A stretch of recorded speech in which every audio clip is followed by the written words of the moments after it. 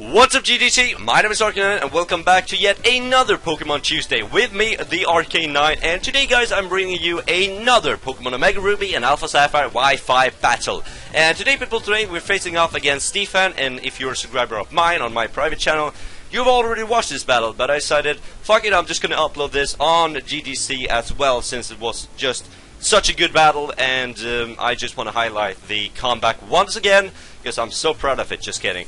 But yeah, today we have a team of Choice Guard Landers, Special Defensive Heatran, Lifer Greninja, because this was at the time Greninja was still usable in the Smogon tier. We have Mega Medicam, because that thing is the powerhouse. We got Assault with his Gudra and Physical Defensive Rotom. Steve, on the other hand, he has Lifer Greninja as well, I'm just assuming, or could be Focus Sash, but either way he has a Greninja, Metagross, Conkeldurr, Heatran, Manibus, and a Rotom. And looking at Stefan's team, he has a lot, and I could just assume you guys, a lot of bulky Pokemon. The last four, and including the Metagross, is actually really bulky. Metagross, as you can tell if you are into competitive battling, he has 150 base defense, which is amazing. It's just too much, man. But Conkeldurr, probably Assault Vested, Heatran, Special Defensive, as I could tell.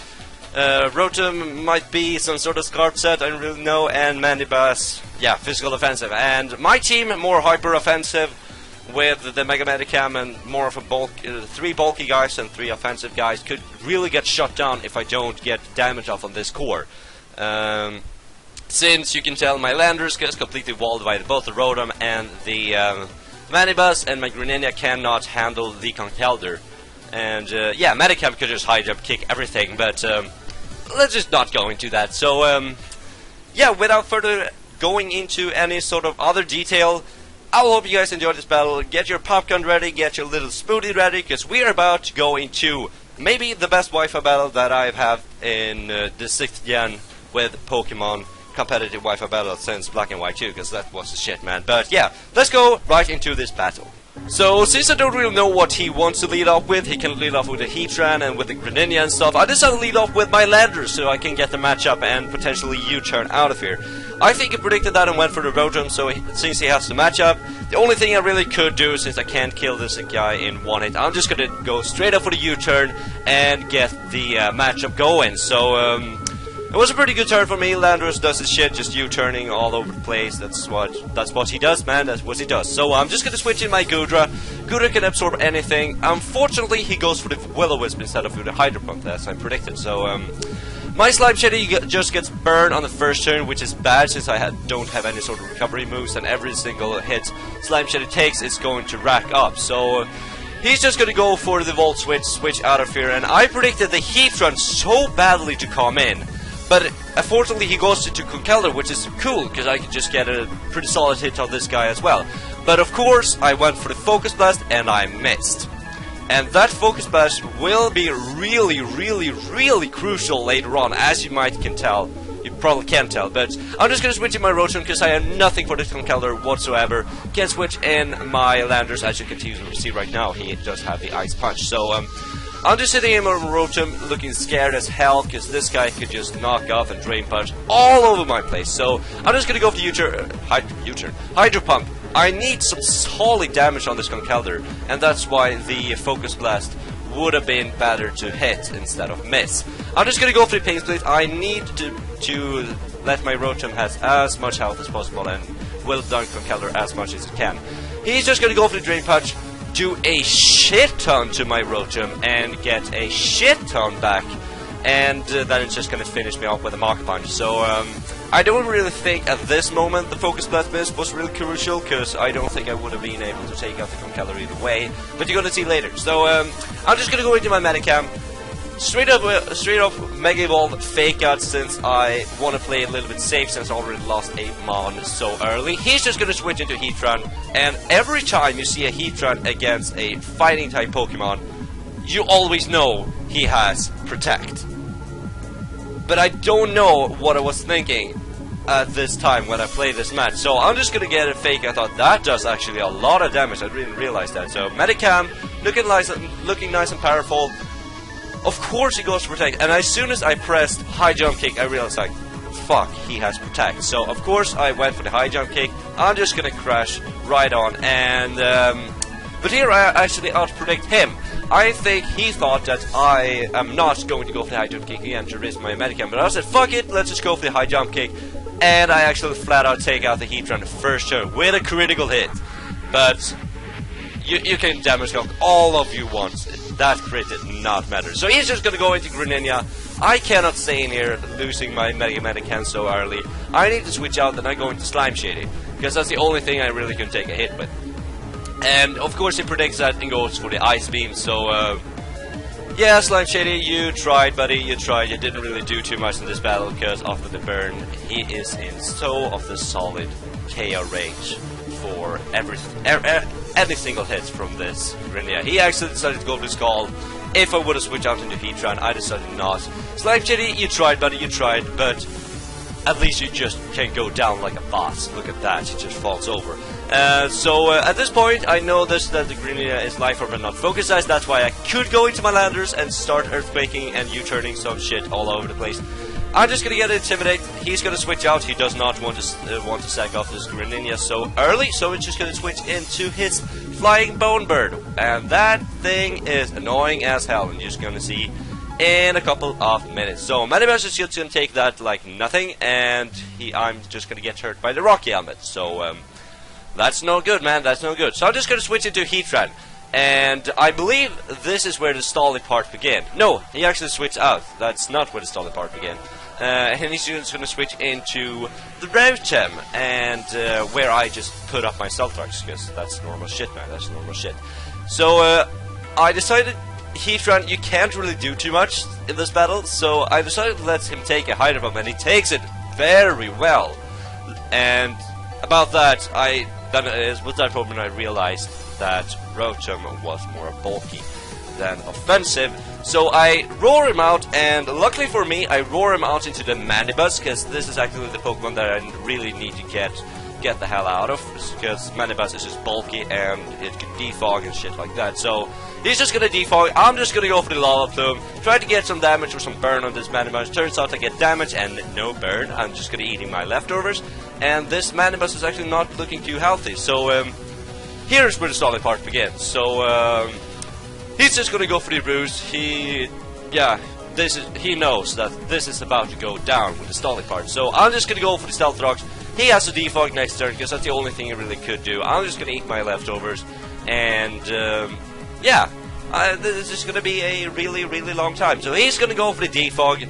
I decided to go for the Toxic, because I need a ticking time bomb on this Manibus. So eventually it actually could die or switch out, so I win the Stall War. And now it's just a matter of time. How many turns could the Manibus stay in? And I'm sorry for my cursor, I didn't realize it was over at the right corner at this point. So he's just gonna go for the Foul Play.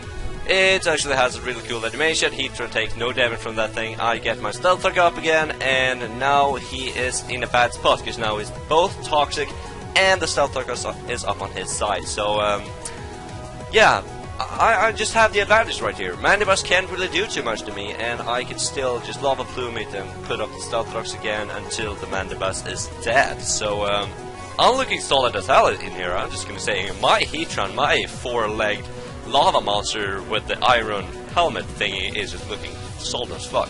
He goes for the defog. I predict that, go for the Stealth Rocks again, just to put pressure on him. At this point, it's just about the pressure. How long could this Manibus stay in there? And I realize this is about the time where he can't really stay in too much. So I actually predict the switch into the Conkeldurr. I did not go for the Lava Plume, but I actually went for the Roar, just to get the matchup up again, so I maybe could drag in the Manibus again, and hopefully it gets killed by the Stealth Rock. But unfortunately, he drags it to this Rotom, and yeah, Rotom is just nice and floating, But at this point, my Heatran can't really do too much. It's done its shit. So I let my Heatran go, and of course it doesn't miss a Hydro Pump. It does a fuck ton of damage to my Heatran. I cannot take another, but I actually went for the Toxic, so this Rotom can't really be doing too much. This Toxic was both good and bad, because after this toxic damage, as we will see, it actually kicks off his citrus berry, which leaves him with more HP than he had before. So I don't really know if toxic was a good play or not, because all the Rotoms run citrus berry, man. It's just normal shit. So he's just gonna go for another Hydro Pump. Of course he hits it, and my Heatran just about to go down. But Heatran did his shit. He actually put in a lot of work for this match. He put a bunch of hold and a bunch of pressure on my opponent's team, so I'm glad what Heatran did. So now I can go into my Mega Medicam. I don't even want to fake out. I could just go for the high jump kick. I landed, I connected, and the Brochop is gone. So I get another critical hit with my Medicam. So Medicam is just looking nice and critting over here with his fancy pants. And this is the point where you maybe realize how powerful actually a Mega Medicam actually is. Because look at this. Mega Metagross, base 150 defense. What? Just kidding. So I'm just gonna go for the high jump kick, land on the Mega Metagross, and look at that. It does. Holy shit! How much damage that does. He lives with 1 HP, or maybe 2, and then he gets a Sand Headbutt and kill me. But Mega Medicam, you better watch out for that guy. He's just gonna fuck up your whole family if you don't be careful. I'm just gonna go into my Landers. The score is now, I have 2 Pokemon left and he has 4. At this point, now he has 2 Pokemon left and he has 3. So you're about to see the best comeback that I've ever made in my Pokemon history. So now it's 2-3, it was 2-4 in just a moment. So I'm just gonna switch in my last Pokemon, which is my Blue Kermit. He switches in his Conkeldurr, and this is actually the most crucial play in the entire battle. He has to go for the Mach Punch and try to kill my Blue Kermit to not get extrasensory or whatever to just get killed. So I'm just gonna switch in my Landers, predicting that, get intimidated off the Conkeldurr as predicted. The Mach Punch comes my way, and it does nothing to my Landers. And at this point, I actually could go for the Earthquake. And what do you know? I do actually end up getting another critical hit on the Conkeldurr, but here is where it wasn't matter if I didn't miss my Focus Blast, because I counted that out. A Earthquake does 35% and a Focus Blast does 15, which means that the Conkeldurr would have died either way if I landed my Focus Blast. So that's why it really doesn't matter. I'm just gonna go into my Greninja since I'm locked into the Earthquake.